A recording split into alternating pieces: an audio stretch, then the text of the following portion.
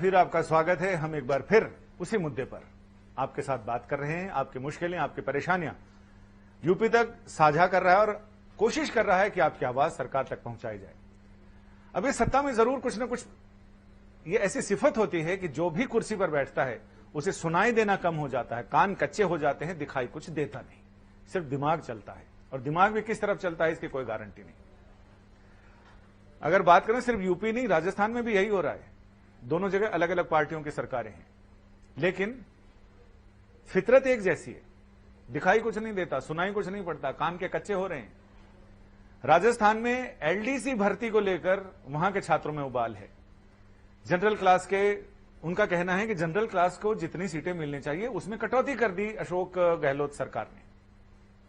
मामला हाईकोर्ट में गया। हाईकोर्ट में आज बोर्ड की तरफ से कोई भी पेश नहीं हुआ, तारीख आगे खिसक गई। अब मामले की सुनवाई कल होगी। एक दो दिनों में आपकी भी 69,000 शिक्षक भर्ती मामले में भी हाईकोर्ट में सुनवाई होनी है, सिंगल बेंच के सामने। इधर मामला सुप्रीम कोर्ट में भी चल रहा है। 6 जुलाई तक सरकार को इस मामले में जवाब देना है। चार्ट बनाकर सरकार को यह बताना है कि आखिर शिक्षा मित्रों में से कितने लोगों का चयन इस परीक्षा में हुआ है, शिक्षा मित्रों की क्या हालत है, कितने शिक्षा मित्र हैं, कब कब परीक्षा हुई, कहां कब कब कितने परीक्षार्थी बैठे, कितने पास हुए, कितनों की क्या डिग्री आई। कल हमने बात की थी इस पर कि बहुत सारे लोग ऐसे शिलाजीत की पैदाइश हैं, उन्होंने ऐसी कुंजी घोल के पी ली है कि 150 में 142, 141, 136, 135, 137 ऐसे नंबर लाए जा रहे हैं। एक महीने 1.5 महीने पहले एग्जाम हुआ, उसमें उनके किसी में 60, किसी में 70 नंबर हैं। 1-1.5 महीने में ही 14 विषयों की परीक्षा की तैयारी करके इन्होंने ऐसा शिलाजीत खाया, ऐसी कुंजिका घोलकर पी ली कि उनके 142, 145 एक खास परिवार के लोगों के नंबर आ रहे हैं। आज हम बात कर रहे हैं आपसे इस पर कि साहब कुछ लोगों की समस्या यह है, सरकार सुने तो ज्यादा बढ़िया है। जो अभ्यर्थी हैं वो तो देख ही रहे होंगे, वो सुन रहे होंगे, लेकिन सरकार को सुनाना चाहते हैं। ये ऐसी कथा है जो कथा सुनने वाले नहीं बल्कि उनको सुना रहे जिनकी ये कथा है। आपकी तो व्यथा है, आपकी व्यथा हम उनको सुनाना चाहते हैं। कथा में तो सुनने वाले भक्त आते हैं, लेकिन हम चाहते हैं जो भगवान हैं, जो कुर्सियों पर बैठे हैं, सिंहासनों पर बैठे हैं, उनको सुनाई जाए। कुछ बच्चे ऐसे हैं, 1.5 साल पहले उन्होंने जिस मोबाइल से अपने फॉर्म भरे थे, जिस मोबाइल नंबर का जिक्र अपने फॉर्म में किया था, जिस पर उनके ओटीपी आते हैं, वो मोबाइल कंपनियां गायब हो चुकी हैं। वो सिम काम नहीं करते, लेकिन सरकारी अमला कहता है कि हम तो ओटीपी उसी पर भेजेंगे। बच्चों के होश उड़े हुए हैं। सरकार एक तो ये देखे, दूसरा ये कि इनको बहुत सारे बच्चों को शिकायत है, कई सारी चीजें जो बाजार में चल रही हैं उसमें ये कि 69,000 शिक्षक भर्ती में उत्तीर्ण हम सभी अभ्यर्थी आपके समक्ष 2 निवेदन करते हैं। ये सरकार के पास निवेदन करें कि 69,000 शिक्षक भर्ती में हुए कथित धांधली और सहायक शिक्षक भर्ती के गुणांक के निर्धारण के संबंध में। मैं उनकी चिट्ठी पढ़ देता हूं। 69,000 शिक्षक भर्ती में हुई कथित धांधली की उच्च स्तरीय जांच सरकार कराए, जिससे ईमानदारी और मेहनत से परीक्षा उत्तीर्ण करने वाले अभ्यर्थियों के साथ न्याय हो सके। 69,000 शिक्षक भर्ती का गुणांक बनाने में एकेडमिक परसेंटेज को शामिल ना किया जाए। कारण, सन 1990 से लेकर 2015 तक उत्तर प्रदेश बोर्ड सहित सभी शिक्षा बोर्ड और यूनिवर्सिटीज में सिलेबस में बहुत बदलाव आया है। इसी प्रकार अलग अलग बोर्ड और अलग अलग यूनिवर्सिटीज के सिलेबस भी अलग अलग होते हैं। उनके परीक्षा पैटर्न अलग होता है, नंबर देने का पैटर्न अलग होता है। सभी छात्र अलग अलग स्ट्रीम, कोई बीए, कोई बीएससी, तो कोई बीकॉम से पढ़ाई करते हैं, पेपर देते हैं। इसलिए एकेडमिक में प्राप्त नंबरों के आधार पर उन छात्रों की योग्यता की तुलना नहीं की जा सकती। और अगर एक अच्छा विद्यार्थी ऐसे मुख्यमंत्री के शासनकाल में, जिसके राज्य में नकल ना के बराबर हो, ऐसा दावा है, तो उत्तर पुस्तिका का मूल्यांकन भी बहुत ही कड़ाई और ईमानदारी से किया जाता है। ये दावा है कि हमारे शासनकाल में सारी चीजें, किसी को बख्शा नहीं जाएगा, भ्रष्टाचार 0 हो जाएगा, नो टॉलरेंस, जो भी करेगा उसका एनकाउंटर हो जाएगा। लेकिन लोग कर रहे हैं। बहुत सारे प्रूफ हैं, प्रूफ तो अभी हमने बताए, और ये सारे कागज हम वही लेकर बैठे हैं जिसमें एक ही परिवार के लोगों को खास तरह के नंबर मिल रहे हैं। और ये सारी लोगों ने हाथ से बनाकर सूचियां भी भेजी हैं। कुछ मार्कशीट हैं उनकी जो परीक्षा के नतीजे बता रहे हैं। तो ये सारी चीजें किस ओर संकेत कर रहे हैं? सरकार को चाहिए कि इसकी जांच कराई जाए। इसके अलावा बहुत सारे लोगों का यह कहना है कि उनके फॉर्म में कुछ मानवीय भूलें हैं जिनको वो दुरुस्त करना चाहते हैं। प्रोविजनल सर्टिफिकेट आया, मार्कशीट आई, उसमें नंबर कुछ अलग हैं, और जो ओरिजिनल आई उसमें नंबर अलग है।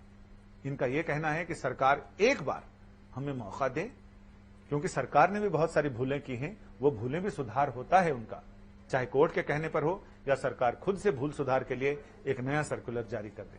सरकार के लिए तो बड़ा आसान है, एक दूसरा सर्कुलर जारी कर दिया और पुरानी चीजें मिट गई, ऐसा जैसे ब्लैक बोर्ड पर डस्टर घुमा दिया हो।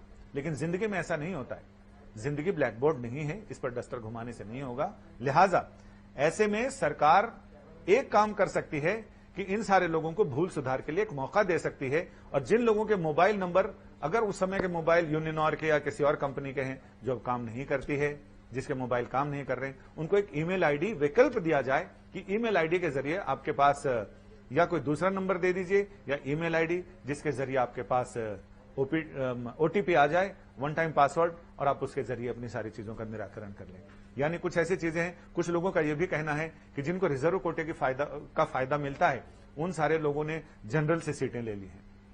अब ये विवाद का विषय हो सकता है, या कोर्ट इसमें व्यवस्था दे सकती है कि क्या प्रतिभाशाली रिजर्व कोटे का स्टूडेंट क्या जनरल से अपनी प्रतिभा के आधार पर जनरल की सीटों पर काबिज हो सकता है, या उसे रिजर्व के कोटे से ही जाना चाहिए। ये एक विवाद का विषय, एक कानूनी बहस का, संवैधानिक बहस का विषय हो सकता है। लिहाजा इस पर सरकारें जो फैसला करें। कुछ बच्चे लॉकडाउन के दौरान वो शिक्षा मंत्री के घर पहुंचे, बेसिक शिक्षा मंत्री डॉक्टर सतीश द्विवेदी, उनके यहां गए और उन्होंने शांतिपूर्ण ढंग से सोशल डिस्टेंस का पालन करते हुए प्रदर्शन किया। मेरे पास वीडियो भी आए थे और वीडियो उन्होंने सोशल मीडिया पर भी शेयर किए। तो मंत्री जी ने यह कहा कि आपको बार बार इस तरह का नाटक करने की जरूरत नहीं है और आप लॉकडाउन में ये सब ना करें। सरकार को सब मालूम है कि कहां क्या हो रहा है, हम सारी चीजें दुरुस्त कर देंगे और हम सारी चीजें करेंगे।